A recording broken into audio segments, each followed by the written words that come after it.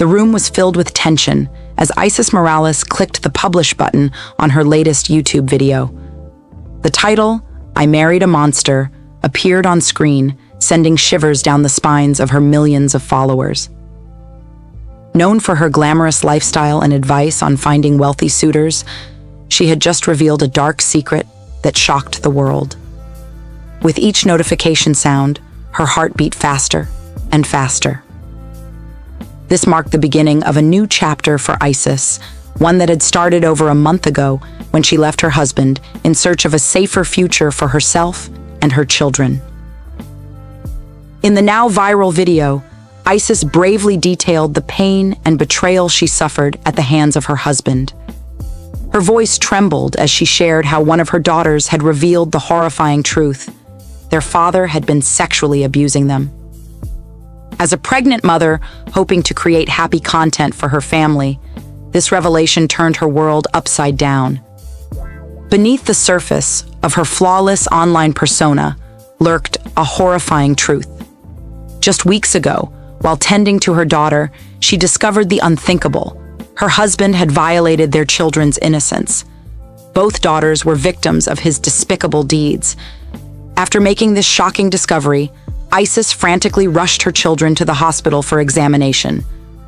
Tears streamed down her face as painful memories from her abusive childhood flooded back. She finally made the courageous decision to escape with her children, breaking free from a violent and dangerous relationship. With everything out in the open, Isis's carefully curated online persona crumbled before the eyes of her followers. Her main focus was now on protecting her children and helping them heal from their trauma. The future was uncertain, and the road ahead may have been long, but she was determined to do whatever it took to ensure her children's safety and address the harsh realities they faced. The facade of a perfect life had been stripped away, revealing the shocking truth: Isis had married a monster. Here's a portion of the vlog Isis shared on YouTube. I honestly don't even really know where to start with this, just because it's just such a hard topic. And I honestly thought that by the time I got on here that I wouldn't have any tears left because I've just cried so much.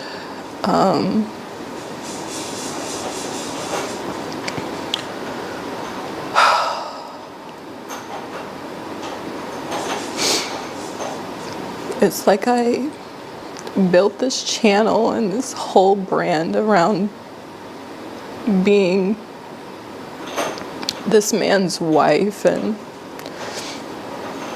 trying to teach other women how to attract good men and provider men and all these different things. And I truly held my husband, or saw him, as the bar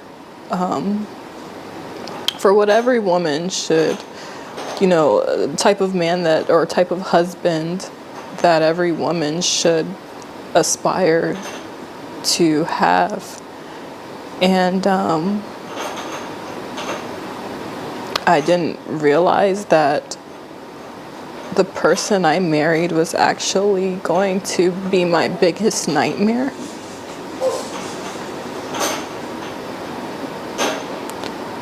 So basically, when I first met my husband, as I've already talked about in another video, I think it was my single mom video, I explained, a little bit about how we met. And I really thought that man was my Prince Charming. So when I first met my husband,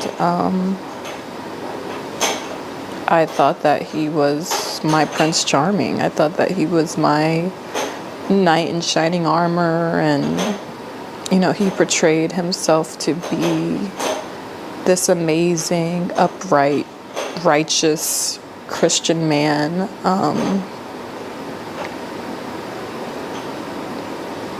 And I believed him.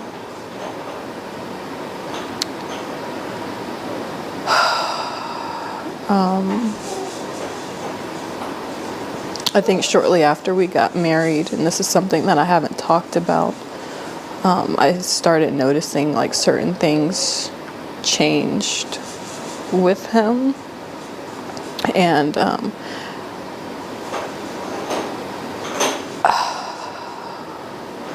I just started to see a few things that I didn't like, but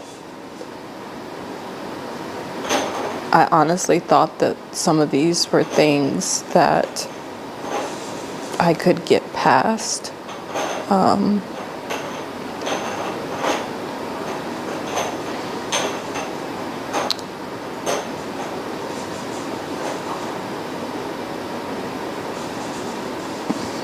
It's like sad to even say like I could get past some of these things. I don't even know where to start. 6 weeks ago, I was changing my daughter, my 4-year-old daughter, and I noticed that when I changed her, she was red and very sensitive.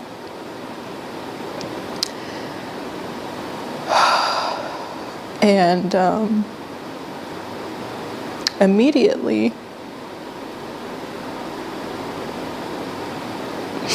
my first thought was, did someone touch her?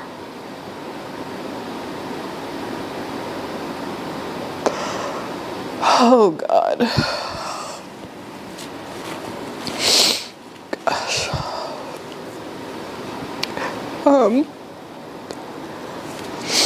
So I asked her, I said, baby, did somebody touch you? And she ended up saying it was Daddy.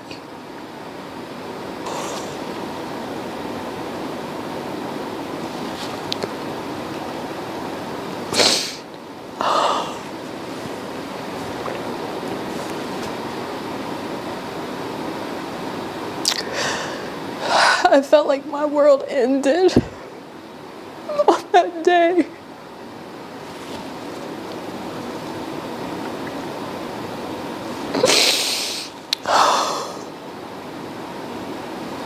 My husband wasn't home at the time when she told me, but I knew he would be coming home soon, so all I could do was just say, don't tell him that you told me.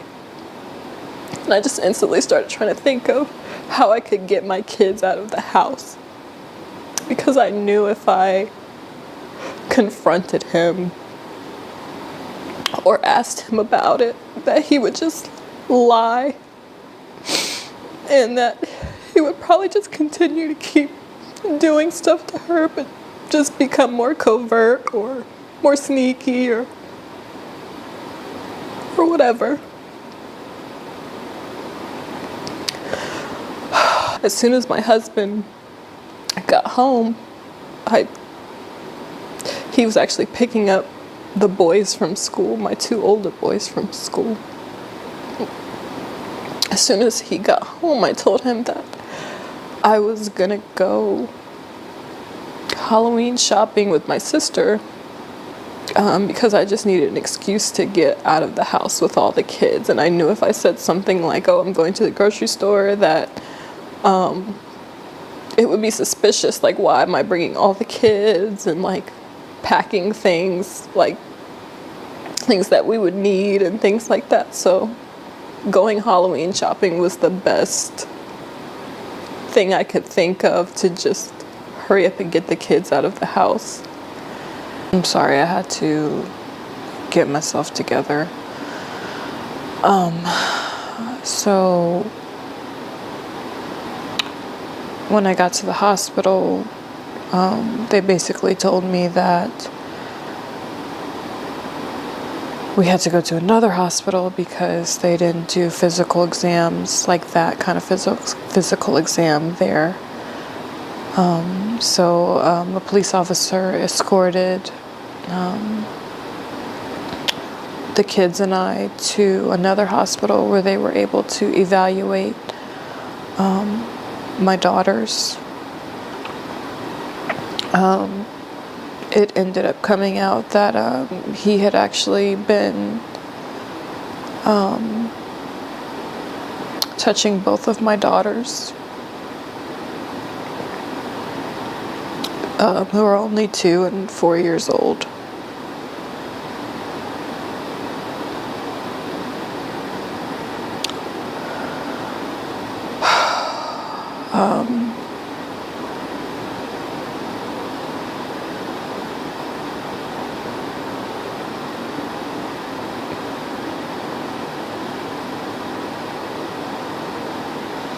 It still feels like a dream.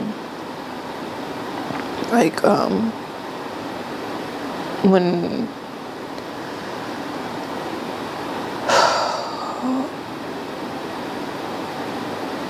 this first happened, I just kept waking up every day and just hoping that this was a dream.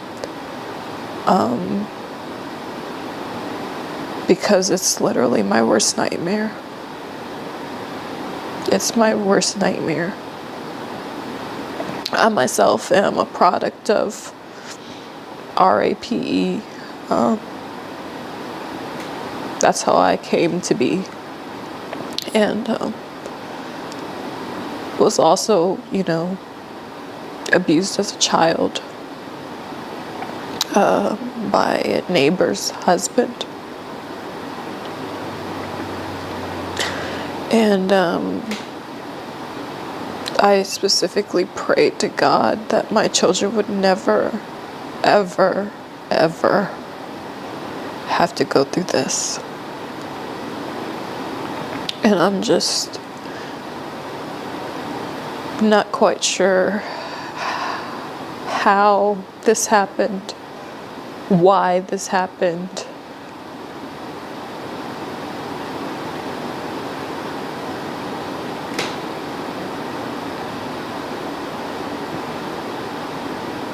I just don't know how he was able to get away with it and so sneaky, because with my own trauma, I watch my kids like a hawk. Like, I don't like them sitting on people's laps. None of that. And he knows how much I cannot stand men like him. And to think like I couldn't even go to sleep in my own house and know that my children are safe.